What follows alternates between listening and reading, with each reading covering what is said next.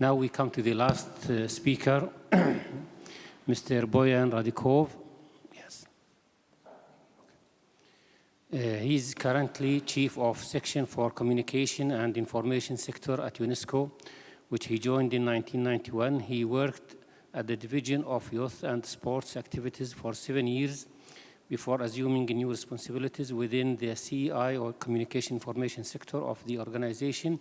He is currently in charge of the development and implementation of several major UNESCO programs and goals, such as the Information for All program and the promotion and use of multilingualism and universal access to cyberspace. Please, they have the floor. Thank you, Mr. Chair. You know, we at UNESCO, we are miracle doers. So in 5 minutes, I'll try to do the 10 minutes presentation and the 15 minutes question and answers. Mr. Boyan, I'm sorry, before you speak, I would have loved to be here for your speech, but I have a plane, so I must say goodbye to everybody, especially the youth. You are awesome. Merci les jeunes. Shukran, le shabab. Merci, bon voyage, bon vol. Je vais profiter pendant que vous sortez pour répondre à certaines de vos préoccupations, comme ça vous allez m'entendre en sortant. Mais je voulais vous dire que... non, mais juste pour répondre un petit peu à vos soucis. Je vais voir tout ça sur YouTube après, alors répondez-moi, s'il vous plaît. D'accord. Merci. Vous avez posé beaucoup de questions, comme je représente l'UNESCO. Je voulais quand même vous dire que nous travaillons sur les droits d'auteur, nous travaillons sur l'accès ouvert et que cette session qui était dédiée au MIL for Empowerment Against Radicalization a débordé sur des questions extrêmement intéressantes, extrêmement pertinentes. Il y a un certain privilège de parler en dernier puisqu'il n'y a personne pour exprimer son désaccord après. Donc je me permettrai de dire vraiment ce que je voulais vous dire. On a parlé des faits, on a parlé de comment les faits collent à la réalité. Ça m'a fait penser à une citation de Einstein qui disait que si les faits ne collent pas à la théorie, changez les faits. Donc, il y a parfois une façon d'adapter les développements qui sont devant nous. Pour répondre à une autre question sur la consommation, c'était assez intéressant, la consommation d'informations. J'ai lu une étude que l'homme, au XVIIe siècle, toute sa vie, avait accès à moins d'informations qu'un lecteur de New York Times sur une semaine. Donc, ça montre un petit peu comment on est inondé et ça ne va pas s'arrêter. Now, I would like to say that what was mentioned by the IFAB chair is giving you a lot of information how UNESCO is at the front form, how UNESCO is leading the international effort. And this effort is threefolded. We do a lot of research, we do a lot of sensitizing about the risks of radicalization, about the possibilities and opportunities to find new solutions. These two conferences that were mentioned are not conferences per se, but they helped us to elaborate new plans of action, develop new initiatives, and above all, launch specific projects. Some of you may have seen on the 7th of December, that is this week, the 4 main internet companies announced an alliance, Facebook, Microsoft, YouTube, and Twitter, to combat terrorist content on the websites and in cyberspace in general. And I must say this is also a result of a very serious effort we initiated with these companies in May last year. So my message to you in this short time that is left for my presentation is be optimistic, really.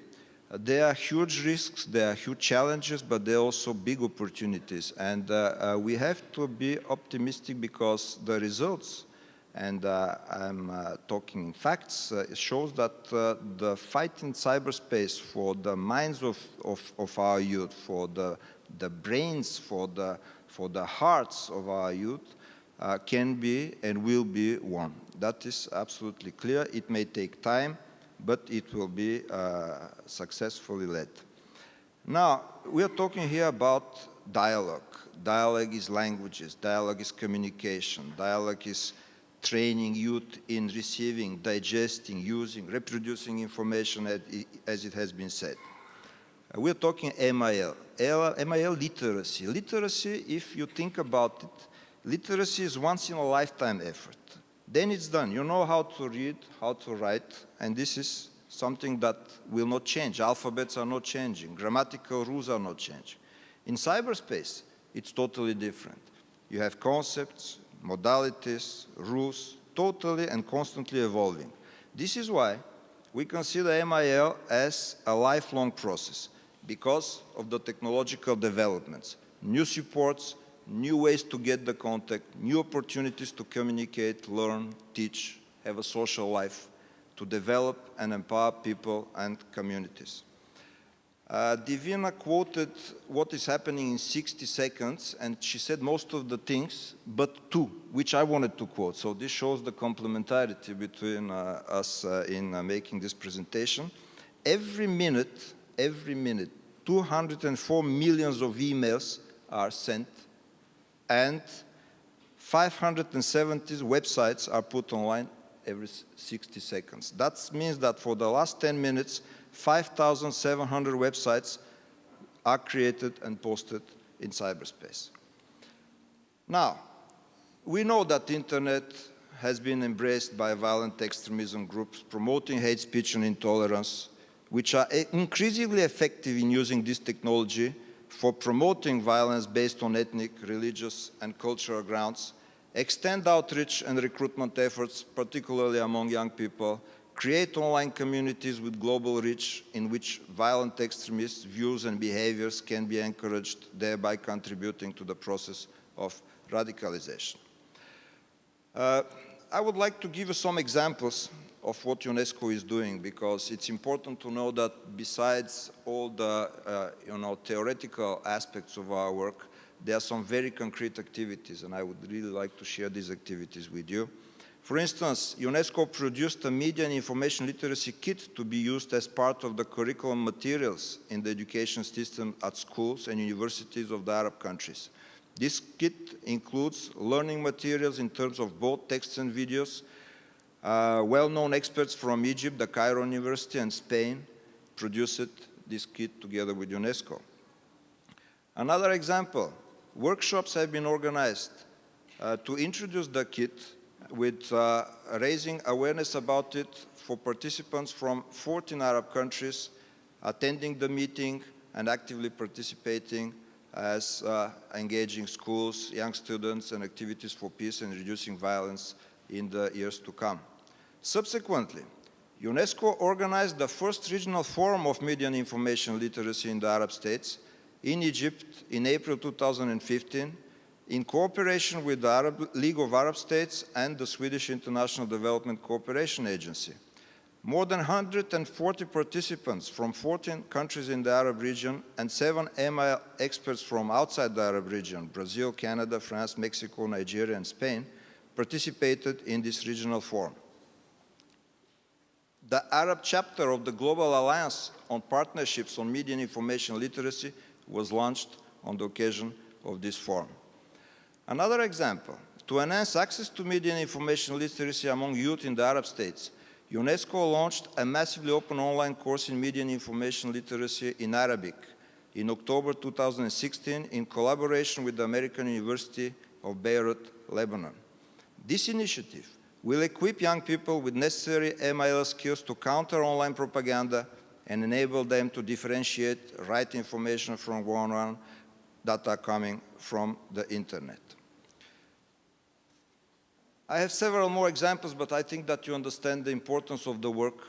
First, to work with governments. Second, to work with researchers. Then, to use this fantastic platform that is UNESCO for displaying the federative role of bringing all major actors together to get them work on specific initiatives that will allow to finally obtain the impact we want in our work, because it's time to realize that most of the things have been said. You know, we have the photography of the situation. Now it's time to do the work, and in doing this work, to remain very optimistic. That's the message with which I started this presentation, and this is the message I want to reiterate at the end. Thank you very much.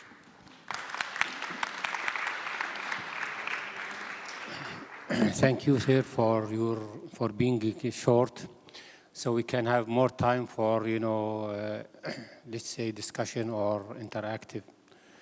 Any questions or comments, please? Merci pour ces présentations qui ont été vraiment excellentes, très instructives. Permettez-moi, avant de poser ma question, de dire en tant que jeune que j'ai trouvé assez ironique en fait qu'un ambassadeur au sein de l'UNESCO qui a nié des violations de droits de l'homme au sein des Nations Unies nous parle de désinformation et de manipulation d'État. Ça, c'était le premier commentaire. La deuxième chose, c'est que, voilà, aujourd'hui on parle d'accès à l'information et on parle de désinformation. Le problème sur les discriminations notamment dont sont victimes ces jeunes-là est que, comment vous dire, ils n'arrivent pas en fait à s'intégrer, s'identifier dans les sociétés dans lesquelles ils sont, c'est leur première revendication. Et d'un autre côté, au niveau des formations qu'on leur donne, ou du moins des projets d'éducation qu'on leur propose, il n'y a pas non plus de liberté d'information totale. Aujourd'hui, je pense qu'il y a un tabou autour de ça, mais si je pense qu'on doit éduquer les jeunes aujourd'hui à ce qu'est le terrorisme et à ce qu'est le vrai message des différentes religions, il faut aussi les éduquer à ce qu'est la violence. Et notamment, ce qu'on ne fait pas aujourd'hui, c'est de montrer à ces jeunes-là les vidéos, par exemple, les vidéos de propagande de Daesh, et d'en parler publiquement, et d'en parler et de débattre de ça dans les salles de cours. Et c'est vrai que je vais dans votre sens, il faut réformer l'éducation, mais il faut aussi aller plus loin. Il faut enlever ces limites-là et casser certains tabous. Et je pense notamment qu'en France, ou comme en Suisse aussi, on ne va pas assez loin. Et j'aurais voulu avoir votre avis là-dessus sur peut-être à plus long terme ce qu'on peut rajouter dans le débat et dans l'argumentation. Merci. Thank you. Any other questions or remarks, please? Je voulais dire que comme cet événement il est organisé par le secteur des sciences humaines et sociales, donc ce même secteur organise le 14 décembre, à l'occasion de la conférence internationale des ONG, une rencontre en collaboration avec la délégation tunisienne auprès de l'UNESCO et l'Institut arabe des droits de l'homme, effectivement, pour parler de la révolution tunisienne sur le thème « La société civile au cœur de la transition et de la réforme en Tunisie, expérience et perspective ». Donc, ceux qui sont intéressés par l'expérience tunisienne et cette exemplarité donc, de la révolution tunisienne sont conviés à y être. Et c'est le 14 décembre à partir de 18h moins le quart jusqu'à 20h. J'ai par ailleurs une autre remarque concernant le nombre de Tunisiens en Syrie. J'ai entendu parler de 3 000, de 5 000. Comment on peut établir s'ils sont 2 000, 3 000, 4 000 ? Parce qu'on ne sait pas, est-ce qu'on a eu leur passeport ? Comment on peut savoir le nombre exact et dire qu'ils sont effectivement tunisiens ? Moi, de mon expérience dans le travail consulaire, même il faut donc donner, comment dirais-je, un certificat de retour ou le nom là, un laissez-passer à quelqu'un qu'on a arrêté sous le prétexte qu'il n'a pas des papiers en règle. Il a toujours été compliqué d'établir sa nationalité. Donc là, peut-être, il faut avancer, c'est-à-dire tout ce qui est chiffres en matière de précision. Je pense qu'il vaut mieux prendre des précautions. Voilà, merci beaucoup. But please, very brief. OK. Ma question s'adresse à Madame Divina Fromex, j'espère que je n'écorche pas votre nom. Le travail que vous faites est très très intéressant. Ma question, c'est est-ce que vous travaillez avec des gouvernements Pour ne pas partir très loin d'ici, je parle du gouvernement français. Il y a quelques mois, le gouvernement a lancé une campagne contre justement la théorie du complot et la radicalisation sur Internet, et c'était juste risible. C'est-à-dire ils ont eu la bonne idée de prendre un YouTuber un petit peu en vogue et qui a reproduit juste donc un débat entre deux personnes, l'une laissant à croire que c'est un arabe vivant en banlieue qui croit à toutes les théories du complot, et en face il y a un jeune blanc bien éduqué qui parle bien et qui démystifie tous ces messages sur Internet. Donc, est-ce que vous travaillez avec des gouvernements? Est-ce qu'il y a des programmes pour lutter contre la théorie du complot, enfin, pour lutter contre la radicalisation en général? Et je partage ce que vous dites sur le décalage inouï entre la classe dirigeante française et tunisienne me concernant et la réalité du terrain. Et je vous remercie. Avec les gouvernements, c'est une question de proximité avec les gens. Qui s'est perdu. On a le sentiment qu'il y a une distorsion, hein, et que les gouvernements, qu'ils soient en Europe et ailleurs, hein, sont un peu hors sol par rapport aux réalités, aux demandes des gens. Et c'est vrai que de ce côté-là, la société civile, c'est celle qui est la plus à même, hein, et elle a toujours été la plus à même d'essayer de produire des réponses. Alors pour aller vite en ce qui me concerne, pendant Je suis Charlie, je dirigeais le centre de liaison de l'éducation et des médias d'information, le CLEMI. Et nous avons essayé de faire une première réponse sur la radicalisation. On a beaucoup travaillé avec de grands médias et de grandes initiatives médiatiques comme Reporters sans frontières, comme Cartooning for Peace. J'ai démissionné. Je ne démissionne jamais d'habitude. J'ai démissionné parce que, au lieu de me donner plus de personnes, on m'en a enlevé. Et que donc j'ai perdu 7 personnes au moment où il aurait fallu doubler, tripler l'action. Donc il y a effectivement des incohérences qu'il faut essayer de pallier autrement. Donc en allant vers d'autres associations, ont émergé entre-temps des associations en ligne qui auraient pu répondre davantage et de plus près aux besoins et aux attentes des enseignants notamment et des familles. Donc on est dans un grand moment, me semble-t-il, de gouvernance et pas simplement de gouvernement. C'est-à-dire que tous ceux qui sont prêts à apporter de l'énergie doivent venir aider, et pas simplement les élus. Et j'ai une grande confiance, quant à moi, dans cette capacité qu'ont les individus, hein, par le bas, d'apporter des réponses. Des associations se sont créées, des applications se sont créées, des jeunes se sont mobilisés. Et de plus en plus, hein, on va, je pense, apporter des solutions. Moi, ce qui m'inquiète dans ce débat et dans ce discours sur la radicalisation des jeunes, c'est qu'on perd le sens des proportions. Hein, entre 600 à 800 environ radicalisés en France, on a en face 12 millions d'enfants. Donc il y a quelque part une utilisation de ce discours de la radicalisation pour faire encore plus peur aux gens et pour faire passer des approches politiques qui sont liberticides, comme l'état d'urgence, qui dure.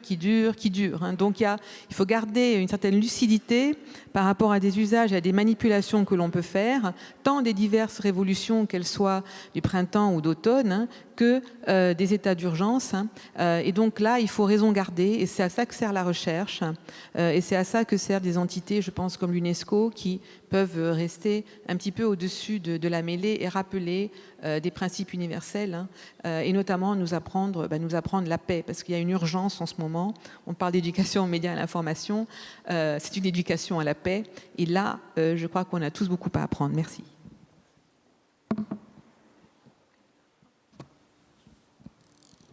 Oui, un dernier mot sur la question qui avait été posée. Oui, en effet, on peut toujours aller plus loin.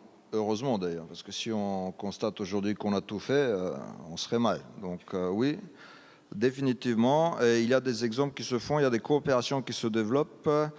Je pense notamment par exemple au gouvernement français qui a demandé à une ONG, Women Without Borders, d'Autriche, de donner l'exemple de ce qui peut être fait en France en matière de déradicalisation avec des jeunes femmes, puisque la question avait été posée pour les jeunes femmes. Et il y a beaucoup de coopérations pratiques qui se font sur les bonnes pratiques. Maintenant, un dernier mot pour vous dire que grâce aux efforts de l'UNESCO, la conférence de juin dernier et celle d'octobre-novembre de cette année, une sénatrice française qui était aux deux événements a introduit 2 projets de loi pour la création d'un ombudsman qui peut influencer le contrôle des contenus illicites, puisque notre jeune collègue de la Finlande avait parlé de l'absence de réglementation dans le cyberespace, et une autre, comment lutter plus efficacement contre la radicalisation au niveau national en France. C'est aussi un exemple pour dire qu'il y a des efforts qui se font pour aller plus loin en France, peut-être après en Suisse et ailleurs. Donc restons optimistes, gardons en tête que la session était surtout sur MIL et pas sur d'autres aspects. Et par contre, je voulais quand même remercier tous les intervenants de leur présence, même si on a un absent, et vous dire que j'étais très heureux de pouvoir vous parler aujourd'hui. Je vous souhaite une bonne fin de colloque et bon retour chez vous. Merci.